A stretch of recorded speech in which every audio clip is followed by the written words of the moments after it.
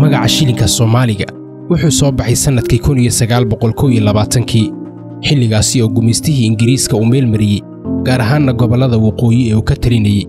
laakiin si rasmi ah waxa loo qaramiyay 15 bishii December sanadkii 1962 xilligaasi bangiga dhexe ee Soomaaliya waxa uu daabacay 5 shilin 10 shilin 20 shilin iyo 100 shilin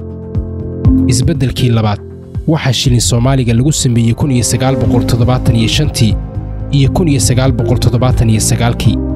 xilligaasi oo mar kale dib loo soo daabacay ama loo cusboonaysiiyay lacagtii hore balse sanadkii 1983 ayaa la daabacay 50 shilin oo xaanshi ah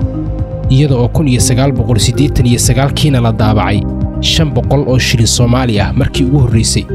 ugu dambeyntii 1991 ayaa la daabacay lacagta 1000 shilin ee isku taala waxayna noqotay tirsigii ugu badnaa ee shilinka laga daabaco abid sanadkii 1991 kadib waxaa meesha ka baxday awooddii dawladeed ee u taagneed maamulka dabagalka iyo jaangooynta qiimaha iyo sarifka lacagaha taasina waxay dalka u horseeday inay lacagta shilin Soomaaliga qiimaheeda uu hoos u dhaco gobolada qaar dawladda madaxa bannaan waxa laga rabaa oo awooddeeda ka mid ah inay leedahay lacag u gaar ah lacagtana waxa ay qayb ka tahay madax bannaanida dalka Soomaaliya 30 sannadood waxa lacag rasmi ah kama jirin oo dalka ka wada shaqeysa oo qiimo leh deegaanada xuduudda ku yaala waxa laga isticmaaliyay lacagaha dalalka dariska ah halka gobolada qaarna 1000 shilin uusan ka shaqeyn laakiin 10kii sannadood ee la soo dhaafay waxa bilowday lacagta lagu turo telefoonada ee EVC iyo zaadka taasoo xal u noqotay lacagtii shilin Soomaaliga ee dhimatay wuxuuna adeegga EVC Plus kala socodsiiyay ganacsigii iyo noloshii dadka wuxuuna noqday nidaam maaliyadeed oo sugan contributionka dhanka la xiriira mobile money-ga ama payment system-ka si guud shirkadda Hormuud xilli loo baahnay ay soo baxday runtii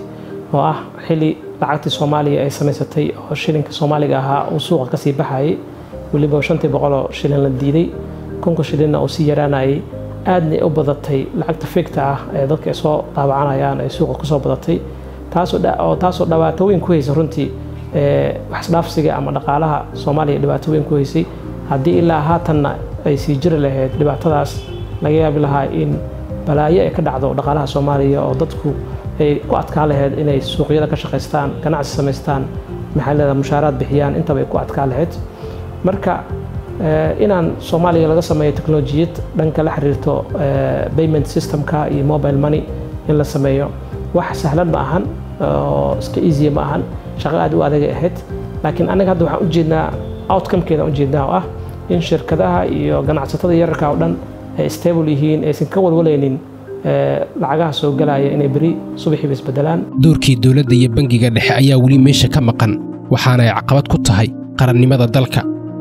sidee loo soo noolayn karaa shilinka Soomaaliga ee sariirta saaran